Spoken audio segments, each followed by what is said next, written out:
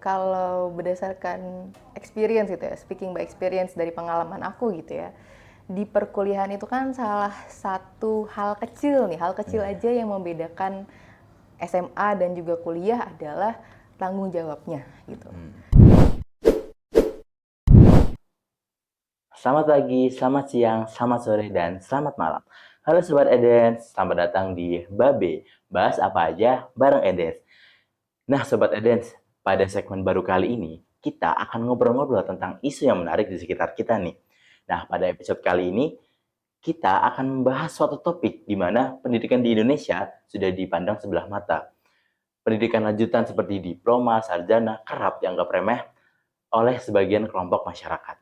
Sebenarnya pendidikan lanjutan ini penting nggak sih? Seberapa pengaruh pendidikan lanjutan terhadap kesiapan kita untuk menghadapi dunia kerja nanti? Nah, ayo kita bahas bareng-bareng. Nah, pada pembahasan kali ini, aku nggak sendirian nih, Sobat Edens. Aku ditemani oleh narasumber yang hebat, yang dimana beliau memiliki segudang prestasi dan dinobatkan sebagai mahasiswa berprestasi 2024 FEB Undip. Langsung aja kita sambut. Halo Kak Syabila. Halo, Halo. Kosim. Gimana nih Kak kabarnya? Kelihatannya sekarang happy banget nih. Alhamdulillah Alhamdulillah. baik.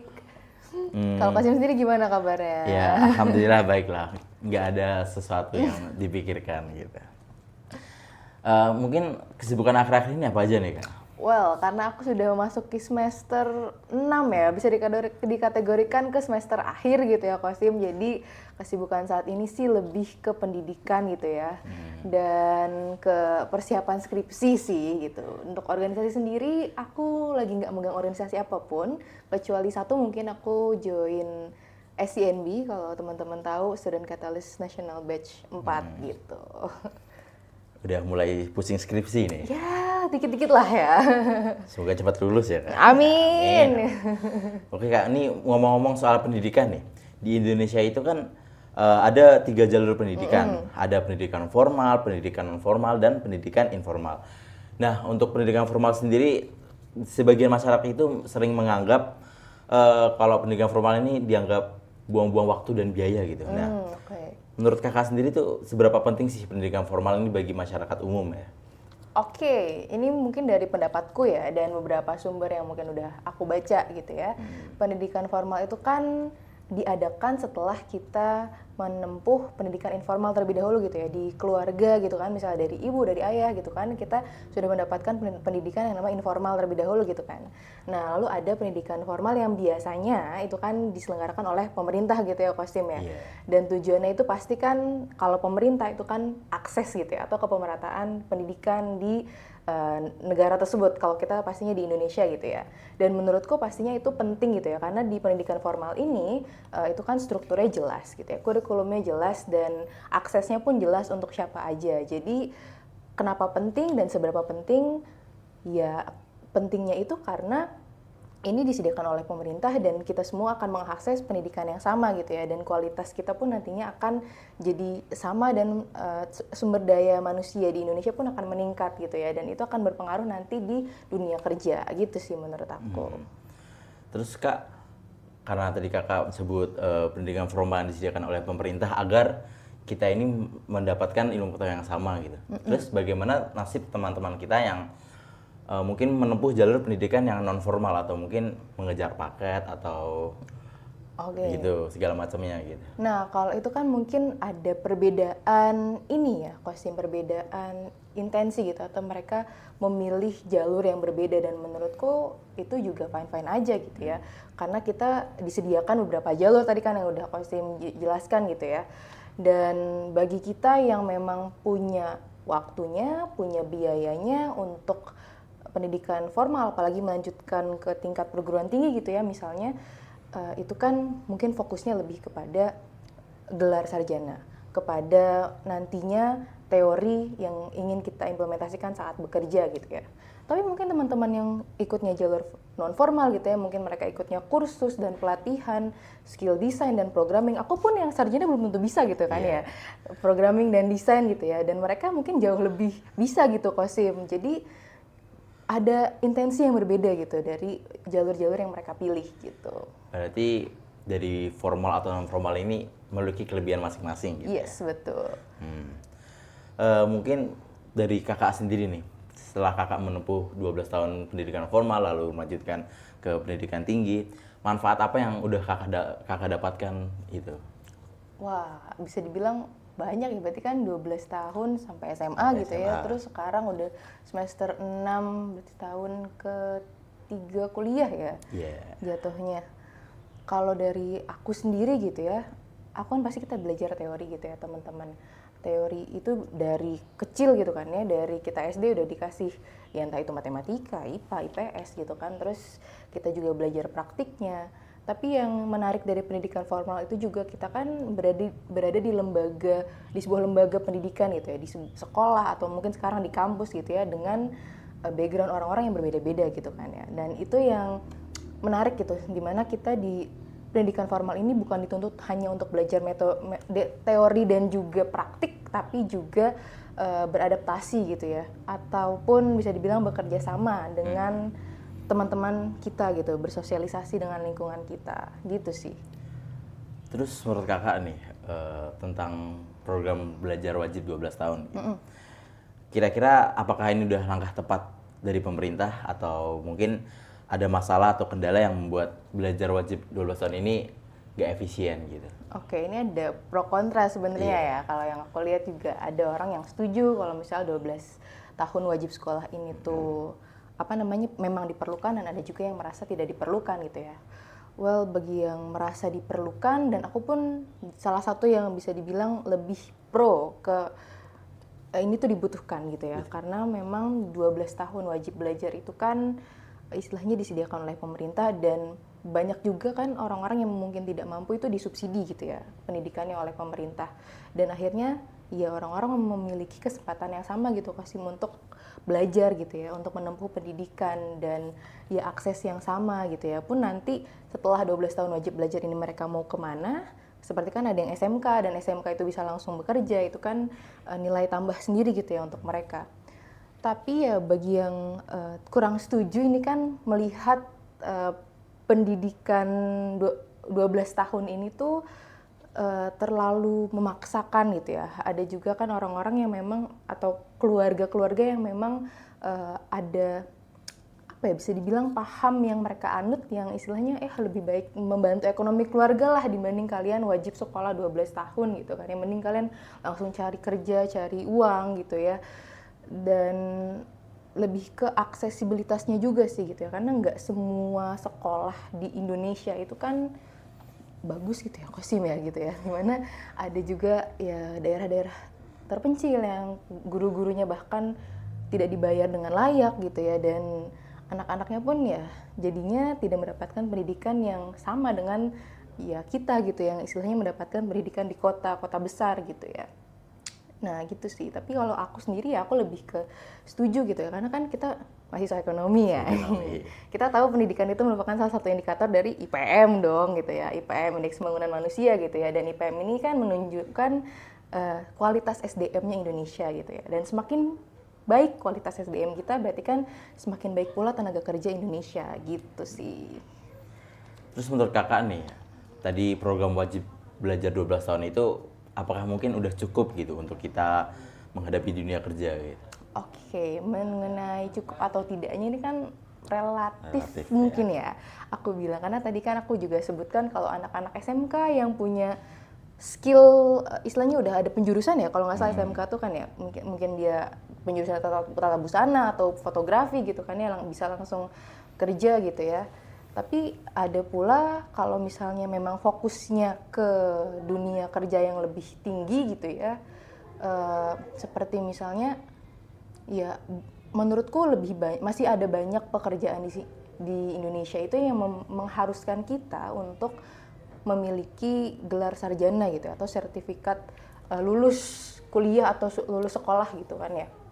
Dan itu sih yang istilahnya membedakan gitu ya, yang menjadi challenge gitu ya antara teman-teman yang memutuskan untuk selesai di 12 tahun sekolah dengan teman-teman yang melanjutkan ke perguruan tinggi, walaupun ya banyak faktor dong yang bisa mempengaruhi gitu ya, apakah mereka ingin melanjutkan ke perguruan tinggi atau ya hanya bisa sampai 12 tahun wajib sekolah itu aja. Iya, kemarin juga kebetulan aku mewawancarai tukang ojek ya, Kak. Dan itu dia ngomong kalau dia pernah mendaftar mau jadi supir bis gitu. Sementara dia tidak punya ijazah kuliah. Dia pendidikan terakhir kalau nggak salah SMP gitu. Oh, I see. Nah, dia secara pengalaman sebenarnya dia udah pernah nyetir motor, mobil, bis, truk. Yang belum dia cuma pesawat gitu. Tapi ketika mendaftar menjadi supir bis dan kompetitornya itu memiliki ijazah dan akhirnya dia tersingkir gitu. Jadi I see. menurutku juga sebenarnya bukan ijazah kuliah, pendidikan lanjutan seperti perguruan tinggi itu penting juga gitu ya. Apalagi dunia kerja sekarang persaingannya lebih ketat gitu. Lebih ketat, betul. Tapi kan ada beberapa yang ekonominya kurang mampu lah untuk melanjutkan ke pendidikan lanjutan gitu. Terus mungkin menurut kakak bagaimana orang-orang seperti itu, mohon maaf ya, orang seperti itu agar bisa meningkatkan kesejahteraan sosialnya gitu. Oke, ini bisa dibilang salah satu problem pemerintah kita juga ya, Iya. gitu ya. Dan ini juga aku pelajari di ekonomi publik gitu ya, di salah satu penjurusanku gitu, di mana memang kita harus benar-benar memperhatikan kebijakan seperti apa yang bisa diimplementasikan, tapi juga menyesuaikan dengan perekonomian kita gitu ya, atau ya alokasi dana kita nih.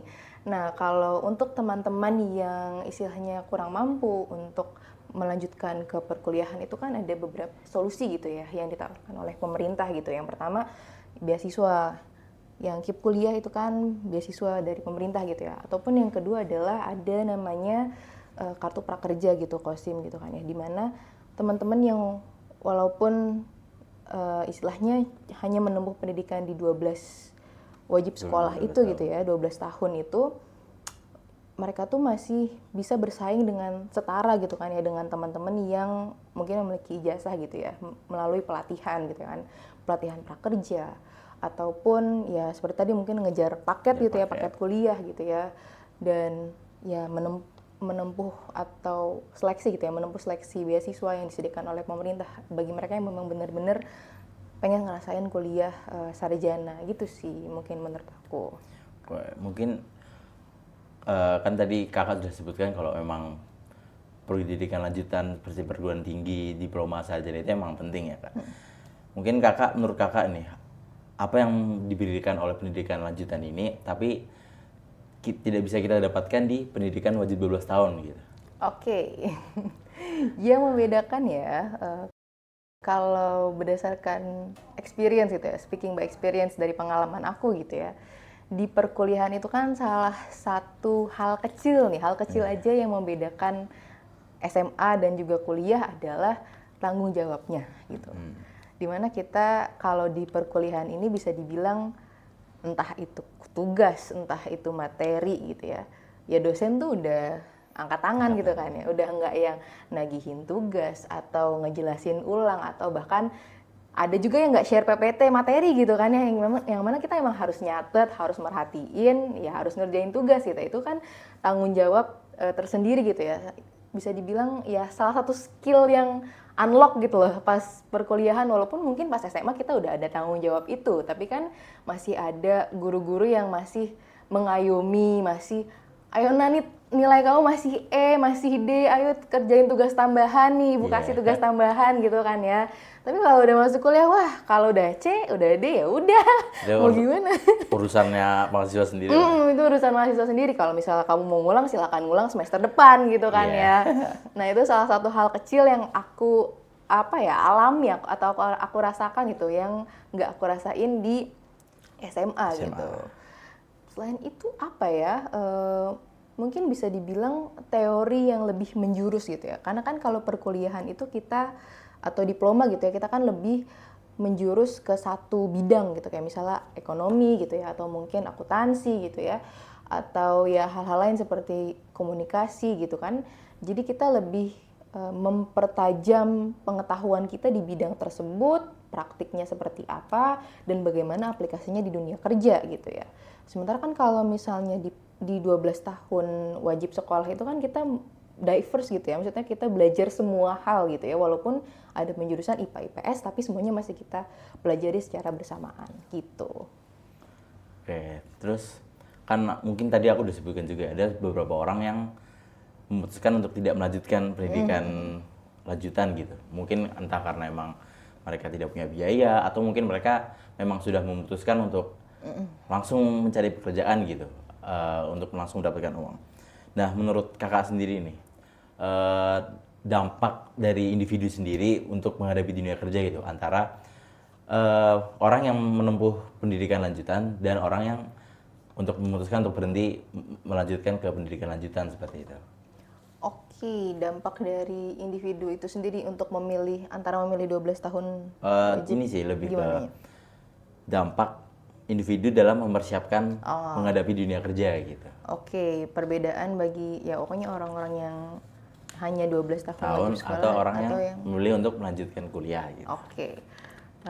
Ini berdasarkan perspektif aja ya teman-teman gitu ya, karena kan kita juga bisa melihat aku sendiri kan bukan berada di apa ya, di lokasi teman-teman yang memang istilahnya memutuskan untuk 12 tahun gitu ya, 12 tahun wajib sekolah aja gitu, tapi aku memutuskan untuk lanjut gitu ke perguruan tinggi. Dan kalau aku bisa ambil contoh dari ada sih, aku punya temen gitu ya, memang dia memutuskan untuk ya udah cukup sampai SMA aja gitu pendidikannya, dan dia punya persiapannya sendiri gitu ya, Kosim, untuk menghadapi dunia kerja gitu. Dia entah itu ikut pelatihan tambahan gitu kan ya, dan istilahnya apa namanya, hal-hal lain yang bisa dia lakukan selain perguruan tinggi gitu. Tapi mungkin akan berbeda juga dengan kita yang memutuskan untuk berkuliah gitu ya. Dan kalau dari sisi skill atau kompetensi, ya seperti yang tadi aku sebutkan gitu ya, mungkin mereka bisa lebih unggul di skill gitu ya. Tapi kita dengan perkuliahan juga bisa jadi lebih unggul di sisi teori dan kompetensi kita gitu ya, dan juga praktik gitu ya. Dan kalau dari kesiapannya sih ya, menurut aku dan jika melihat dari fakta lapangan gitu ya, dimana bisa dibilang Indonesia itu masih memerlukan yang tadi itu ya, ijazah gitu ya untuk mengapply pekerjaan gitu ya. Bisa jadi kita lebih siap gitu, sarjana tuh lebih siap dan lebih unggul gitu. Meskipun ya tidak menutup kemungkinan bagi teman-teman yang tidak melanjutkan perkuliahan juga untuk ikut bersaing di pasar kerja gitu. Berarti emang baik baik yang melanjutkan pendidikan ke jenjang lebih tinggi atau baik orang yang memutuskan untuk berhenti 12 tahun saja itu memang memiliki strateginya masing-masing gitu Iya, ya. betul. Terus saat ini kan pendidikan kuliah itu kerap dianggap tidak penting gitu. Dan orang banyak yang anggap kayak ini tuh ngabisin uang aja gitu. Ngabisin uang, ngabisin waktu. Dan menurut kakak sendiri apakah hal itu dapat dibenarkan gitu? Oke. Well, iya sih, apa namanya, itu merupakan pendapat yang aku dengar juga saat aku ikut PPK Ormawa bareng BEM FEB Undip di Desa Kemambang gitu ya. Banyak teman-teman adik-adik SMA gitu ya yang mereka tuh nggak tertarik gitu untuk melanjutkan perkuliahan karena buat apa kak gitu. Aku nggak ada uangnya, atau ya aku kayaknya langsung kerja aja deh kak abis ini gitu. Terus ya kalau menurut aku sendiri gitu ya, kalau berdasarkan point of view aku ya, tentu kuliah itu membutuhkan tenaga, waktu, dan juga biaya gitu ya. Tapi ya apa yang kita dapatkan nantinya atau bekal yang nanti kita akan siapkan untuk dunia pekerjaan itu juga sangat beneficial gitu ya untuk kita nantinya. Dan bisa dibilang apa ya, aset gitu loh teman-teman, dimana kita sudah memang menginvestasikan pendidikan gitu ya, dan nanti ya kita akan memperoleh ya pekerjaan yang layak mungkin gitu ya, atau pekerjaan dengan bisa dibilang apa, pendapatan yang lebih tinggi gitu ya mungkin.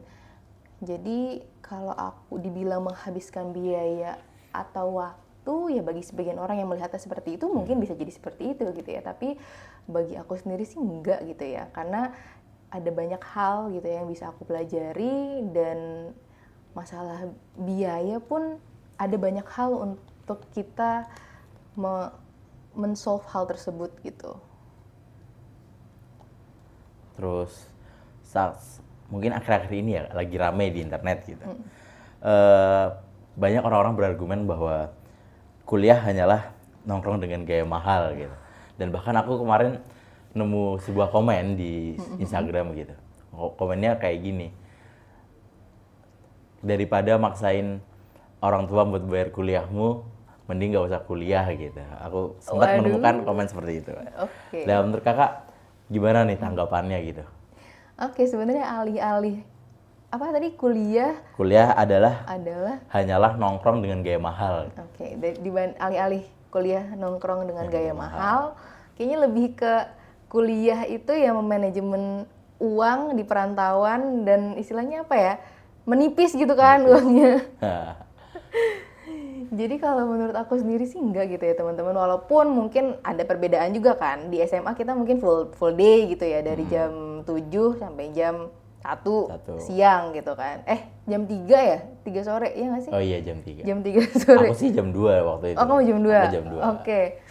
Iya, tapi kan kalau kuliah ya kita kalau misalnya pagi ada kuliah, siang ada kuliah, mungkin sore nggak ada gitu kan. Iya. Bahkan kayak aku hari ini cuma ada kuliah pagi doang, siang sorenya kosong gitu ya. Mungkin ya jadinya ya orang-orang beranggapan oh itu bisa nongkrong gitu, bisa ngafe, bisa nugas di kafe gitu kan. Jadi ya orang-orang ngeliatnya cuma anak kalian tuh se-free itu ya gitu ya. Se enjoy itu bisa nongkrong di mana-mana tiap saat gitu ya. Tapi ya sebenarnya teman-teman ada banyak kegiatan positif lain yang bisa kita ikuti untuk mengoptimalkan waktu yang kita punya gitu ya. Ya seperti teman-teman Eden itu kan ikut organisasi gitu kan ya. Terus kalaupun bukan ikut organisasi, kita ada komunitas gitu, komunitas baca buku dan lain sebagainya. Dan selain itu juga pasti ada event-event yang diselenggarakan oleh kampus gitu ya. Dan selain itu, bisa ikut pelatihan juga, sertifikasi online gitu kan ya. Dan ya menurutku sih bukan nongkrong dengan gaya mahal ya. Justru habis buat uang kas ya. Habis uang kas ya. Habis buat uang kas organisasi dan duit parkir ya. Duit parkir kan kita biasanya rapat ya, kalau nggak di Burjo gitu kan ya, atau nggak ya kadang di kafe. Tapi kafenya juga nggak yang mahal-mahal kan ya kalau di Semarang ya. Ya paling uang kas doang lah ya. Iya, uang kas dan uang PDH ya. Iya. Jadi buat bendahara-bendahara di sana, mohon kasnya didikitin gitu. Iya, paling itu sih ya. Jadi memang beda-beda sih perspektif ya. Tapi kalau dari sisi kita ya mungkin kita nggak nongkrong mahal-mahal sih. Kita nongkrong ya rapat sampai pagi ya. Rapat paling juga mesen es teh. Oh, iya. Air es sih sebenarnya, air es. Jadi emang sebenarnya anggapan ini sebenarnya tergantung perspektif orang masing-masing. Iya, betul. Karena emang tadi dari awal juga kakak nyebutin kalau kuliah ini lebih berasa tanggung jawabnya gitu. Kita harus sadar sendiri tentang tanggung jawab kita sendiri gitu. Oke, mungkin kayak gitu aja sih pembahasan kita kali ini. Ya. Mungkin aku boleh simpulin kalau pendidikan di Indonesia ini masih sepenting itu gitu. Apalagi untuk kita menghadapi dunia kerja yang sekarang di mana apa-apa harus pakai ijazah gitu. Dan belajar tanggung jawab di perkuliahan juga termasuk hal yang diperlukan ya buat dunia kerja gitu. Betul. Oke, mungkin sebelum ditutup kakak ada pesan atau kesan buat teman-teman semua di luar sana, mahasiswa atau mungkin audiens yang bakal nonton video ini gitu. Oke, closing statement gini ya ceritanya. Iya, closing statement lah istilahnya lah ya. Istilahnya, oke. Aku nggak kepikiran banyak sih, tapi ini memang salah satu quotes favorit aku yang entah aku udah gunakan atau belum gitu ya. Jadi ada satu quotes dari B.J. Habibie yang sangat aku sukai gitu ya. Yang artinya itu jadilah seperti mata air yang bermanfaat bagi sekitarnya gitu ya. Jadi buat teman-teman yang sedang menempuh pendidikan saat ini, jangan lupa untuk berbagi ilmu kalian ke sekitar kalian, ke teman-teman kalian yang mungkin kurang mampu atau tidak bisa melanjutkan pendidikan. Karena ya ilmu tanpa amal tuh apa sih gitu kan ya. Paling itu aja sih. Oke. Mungkin gitu aja Sobat Edens buat episode kali ini. Mungkin sampai jumpa di episode selanjutnya. Dadah. Dadah.